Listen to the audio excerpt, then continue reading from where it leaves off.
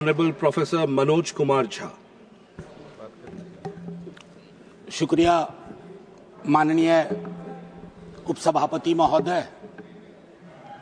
सदन का जिन किसी ने इस पर चर्चा की कोशिश शुरुआत की, इस आइडिया को भी सलाम प्रणाम।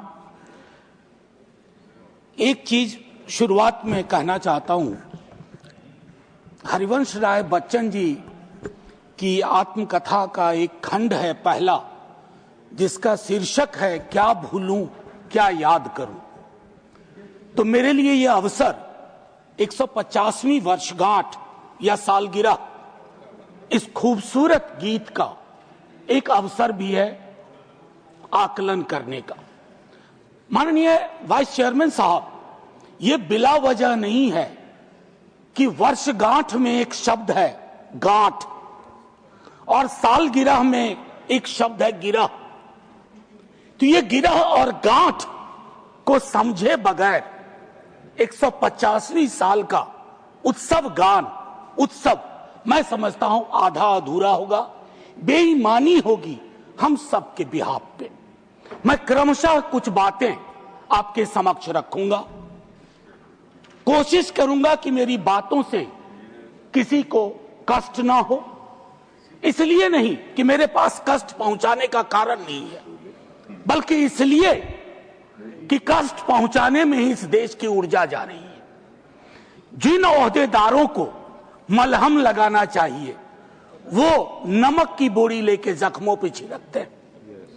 तो इस परिपाटी को बंद करने की चेष्टा होनी चाहिए।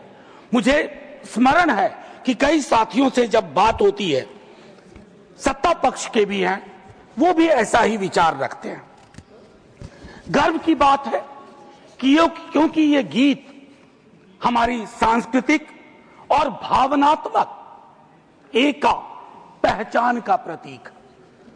बंगाल में लिखा गया लेकिन सरहद पार कर गया, सिर्फ इसलिए नहीं कि इसके बोल बहुत अच्छे थे।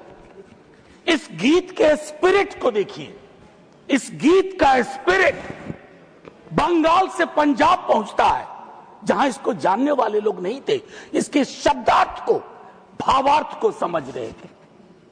इसलिए मैं कह रहा हूं कि विविधताओं के बावजूद बहुलवादी संस्कृति इस देश का हिस्सा रही है।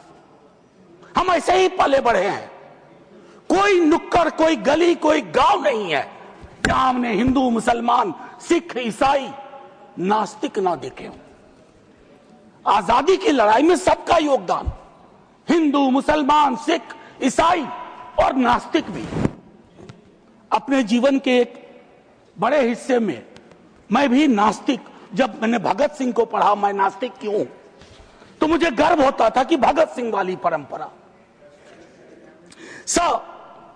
एक चीज मैं इससे पहले कि कहूं, एक महत्वपूर्ण चीज कहना चाहता हूं।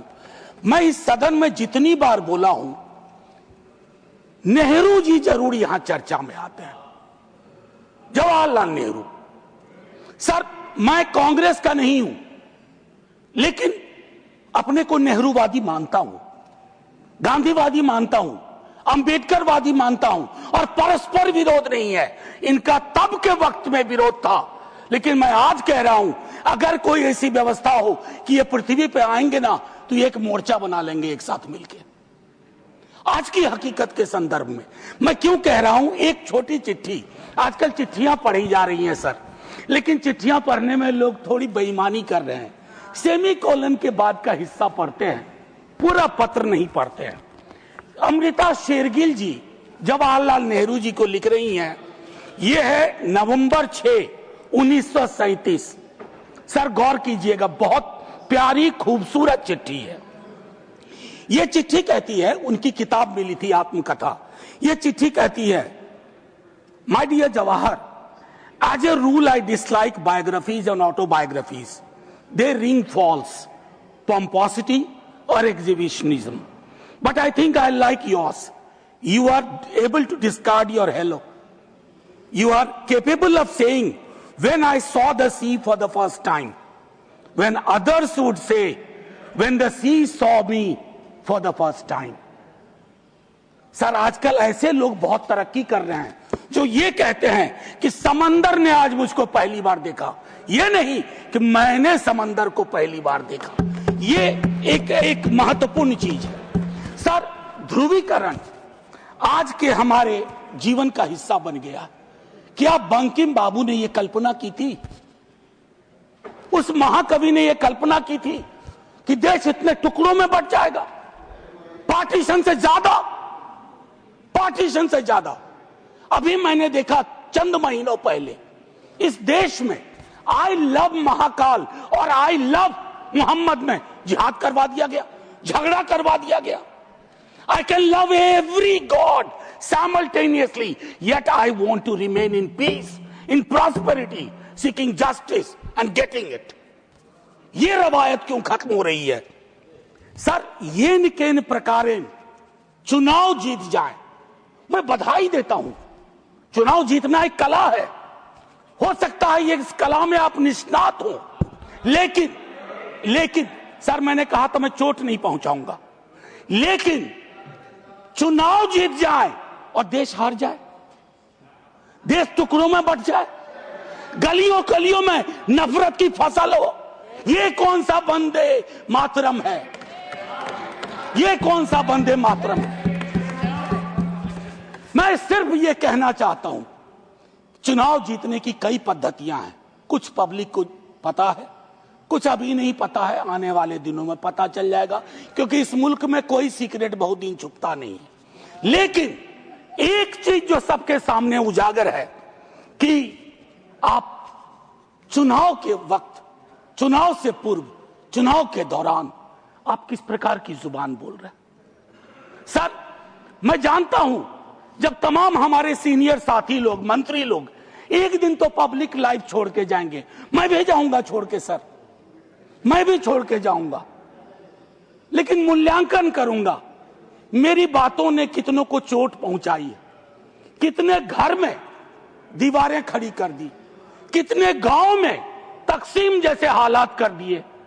मैं वंदे मातरम के माध्यम से कश्मीर पे बोलूंगा, शाम में मेरी ट्रोलिंग हो जाएगी, मैं नहीं बोलूं क्या? चुप हो जाऊं भय से, डर से?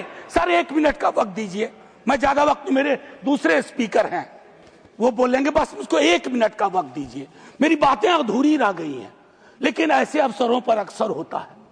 सालगिरह जरूर मनाएं, गिरह का ध्यान रखें, वर्षगांठ जरूर मनाएं, गांठों का ध्यान रखें, और अगर वो न कर पाए तो इतना जरूर करें, इन महापुरुषों को, इनकी रचना को अपनी राजनीति का अवसर न बनाए, औजार न बनाए।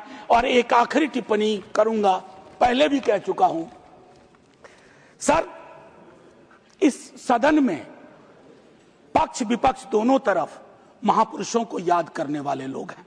सर 30 सेकंड और दे दीजिए, न जाने उस कुर्सी में क्या है जो बैठता है, जो बैठते हैं। सर बस 30 सेकंड दे दीजिए, मैं 30 सेकंड मांग रहा हूं। प्लीज मैं सिर्फ इतना कहना चाहता हूं, मैंने पहले भी कहा, प्रधानमंत्री जी को एक्चुअली बीजेपी के लोगों को नेहरू का धन्यवाद करना चाहिए। वो पॉलिटिकल लाइफ जैकेट की तरह इस्तेमाल किए जाते हैं। Nehru ji political life jacket. इसलिए कल सदन में एक नेता ने कहा, मैं आज यहां दोहराता हूं, एक दिन तय करिए और तय करिए कि मुकदमा हो। आप भी जिरह करिए, हम भी जिरह करें। मैं इतिहास का छात्र हूं, दिल्ली आया था एमए हिस्ट्री करने, धारा थोड़ी बदल गई, लेकिन आज भी इतिहास को संदर्भ में देखता हूं। 1937, 1905, 1915 की बातें पढ़ूंगा तो पूरा पैराग्राफ पढ़ूंगा, सेमीकोलन के बाद नहीं पढ़ूंगा। और मेरा इतिहास बोध 14 से पहले का है, 14 के बाद का नहीं है। जय हिंद, वंदे वंदे।